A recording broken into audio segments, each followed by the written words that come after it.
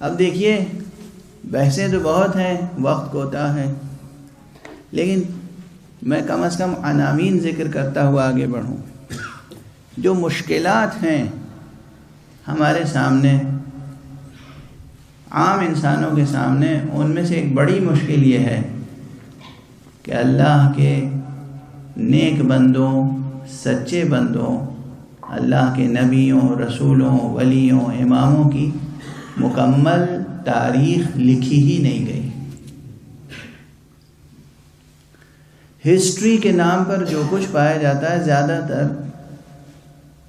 وہ سیاسی اقتدار کے تابع ہے۔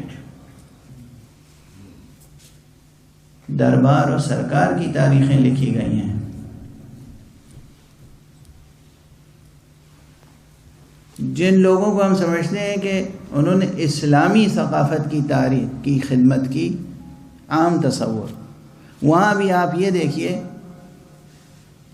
کہ دو شخصیتوں کو اگر سامنے رکھا جائے، ایک مأمون اور ایک امام رضا۔ مأمون کی حیثیت کیا ہے؟ دنیاوی بادشاہ۔ امام رضا علیہ السلام کی حیثیت کیا ہے؟ فرزند رسول، انسان کامل، حجت حق، امام برحق، امام علی الاطلاق۔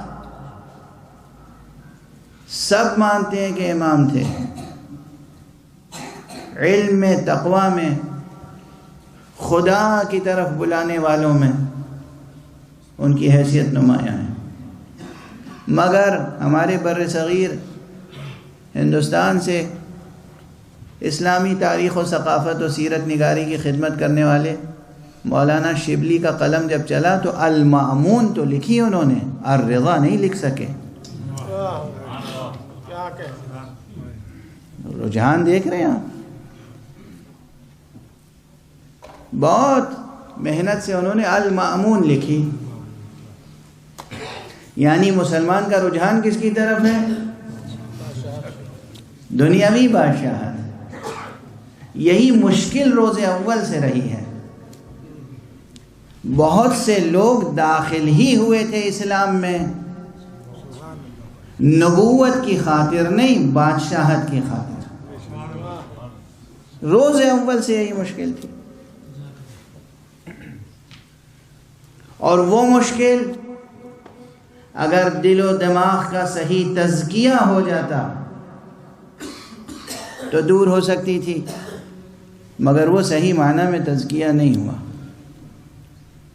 تو رجحان یعنی 1200 برس، 1300 برس، 1400 برس بعد بھی جب اسلامی ثقافت کی کڑیاں جوڑی جا رہی ہیں تو المأمون لکھی گئی، الرضا نہیں لکھی گئی۔ اور ہمارے یہاں یعنی